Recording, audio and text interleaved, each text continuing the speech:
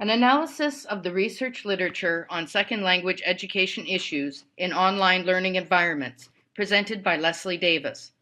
This slidecast was prepared as the culmination of course fulfillments for Education 6610.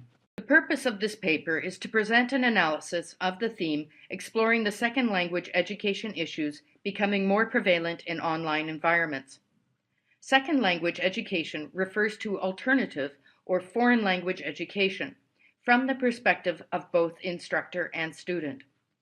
Due to the era of internationalization and globalization, having an alternative language is a valuable and relevant skill in both commerce and education. Access to language learning opportunities free of the physical limitations of traditional face-to-face contexts has allowed more and more language learners to participate in virtual classrooms and to interact and collaborate online. Such opportunities have further implications for how foreign language teachers themselves interact, facilitate, and evaluate in both online and blended classrooms. Ultimately, this analysis also explores how learner motivation and independence are influenced by this computer-mediated communication and web-based learning. The analysis begins with a methods section that describes how the analysis was conducted. Focusing on English as a second language as a possible theme, numerous educational technology journals were examined for potential sources. Eventually, the theme was expanded in scope as appropriate sources were selected according to course requirements. Analysis criteria specified that the sources be peer-reviewed and involve research participants rather than simply be meta-analyses, book reviews, or the like. As well, sources were required to contain particular terminology in their title. Consequently, the analysis only included sources with the words second or foreign language and online, web, or other related words such as blogging, chat room, and internet.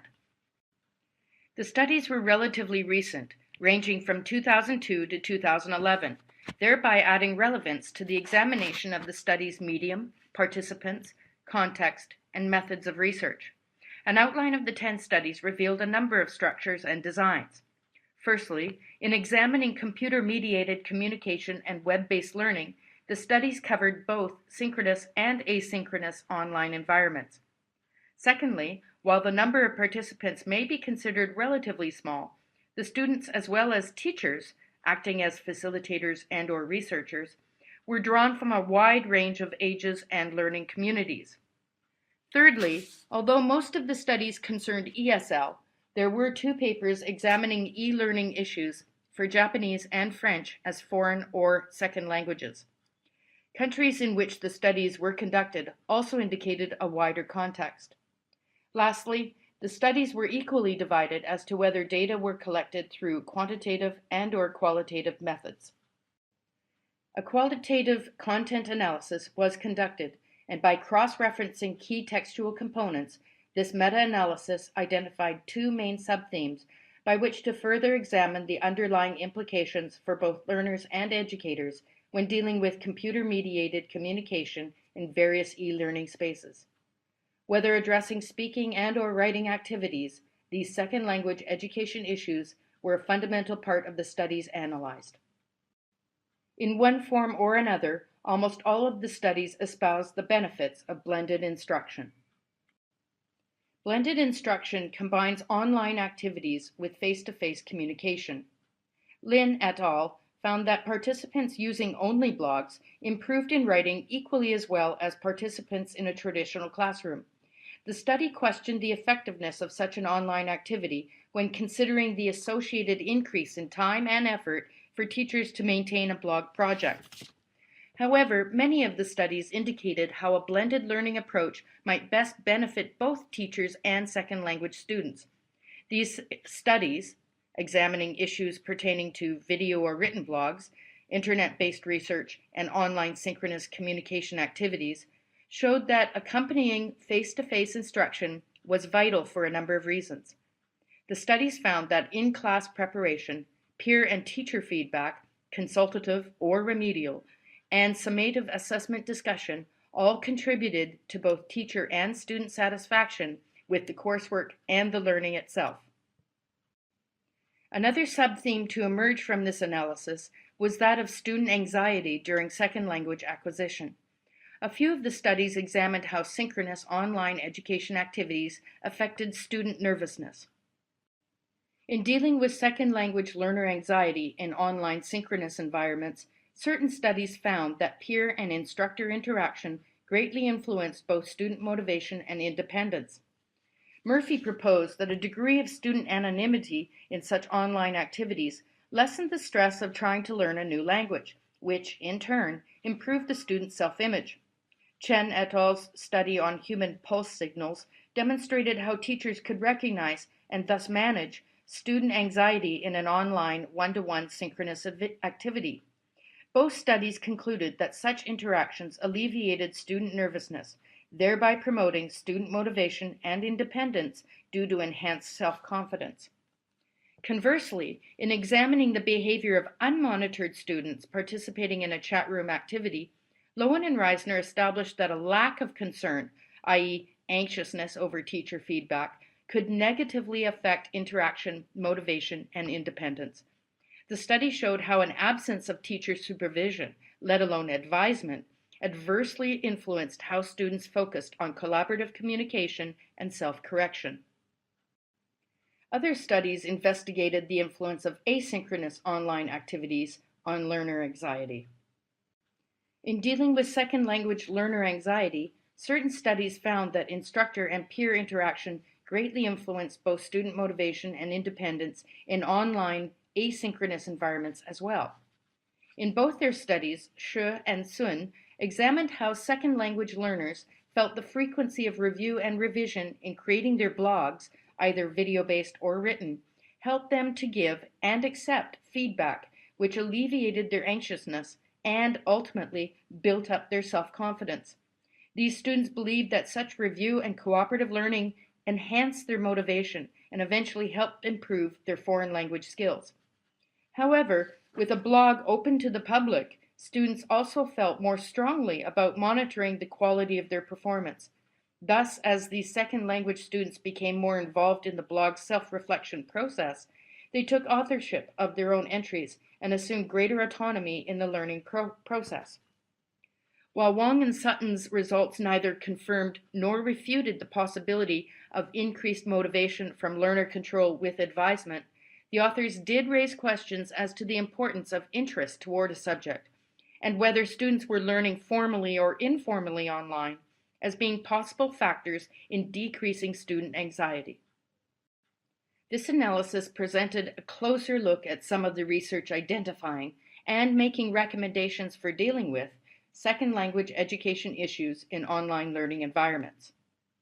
The concepts of blended learning and student anxiety were dominant themes important for considering the problems encountered in second language education. Most of the studies presented in this analysis found that some kind of face-to-face instruction was necessary in order to fully communicate aspects of second language learning that may not be possible strictly online. The problem with understanding the linguistic and cultural nuances of communicating in a foreign language necessitates the integration of, quote-unquote, critical internet literacy strategies into the second language classroom. In addition, non-visual computer-mediated communication does not allow for such language cues as body language, gestures, and facial expressions, while meaningful communication may suffer in purely written activities with the absence of tone of voice. Lin et al.'s study that did not utilize a blended approach ignores the reality of today's unbounded learning space and is short-sighted in looking at the investment of educational efforts. Blended learning was also instrumental in aiding second language students' interaction, motivation, and independence by helping to manage the use of technology as a mode of instruction. Just as importantly, face-to-face communication helped learners work through software in the targeted foreign language. Subsequently, the results of studies that used software in the student's native language may have compromised some of the overall findings and discussions.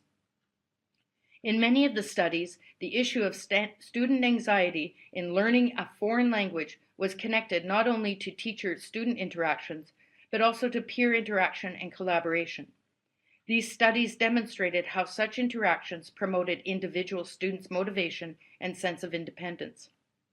The findings of the 10 sources indicated that there were specific education issues that second language students faced when learning online.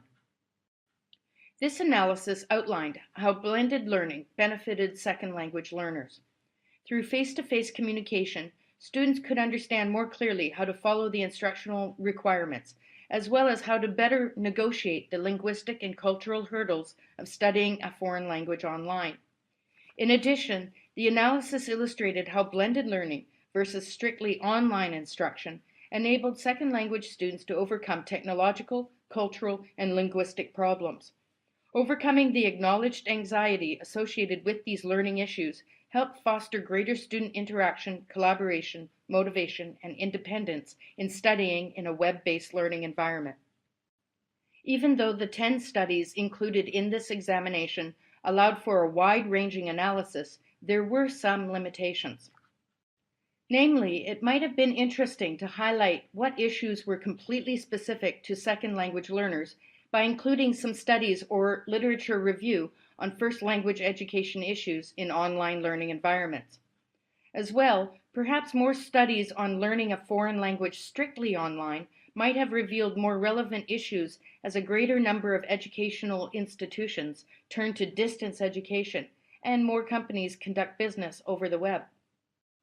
The implications that stood out amongst the 10 studies were those that focused on pedagogy.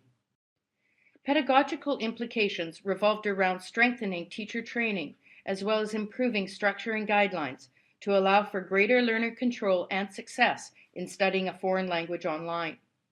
With regard to online instruction, the research indicated that teachers needed to involve second language students in the analysis of blog comments so that they could understand and respond to cultural and linguistic subtleties in communication. Teachers also needed to be better prepared to integrate computers and technology into their teaching, reevaluate their own beliefs regarding the roles of accuracy and fluency when establishing feedback standards, develop strategies in multitasking for a blended classroom, and promote an effective student-centered learning space. Other researchers argued that successful learning experiences required a thorough instructional plan and clearly designed guidelines. In order to learn critical web skills, student-centered workshops and one-on-one conferencing were needed in addition to a series of lecture format guidelines. Context-driven and culture-specific studies would also be instrumental in helping students to become more media literate and aware of the bias existing when researching online. Carefully designed instructional plans were vital in balancing the benefits of online review-revision and those of face-to-face practice. Such plans would encourage students to make a greater, more strategic effort to improve the quality of their work and, therefore, become more autonomous. Furthermore, reliable guidelines on the content and frequency of hyperlinks in web-based learning activities would also strengthen learner independence.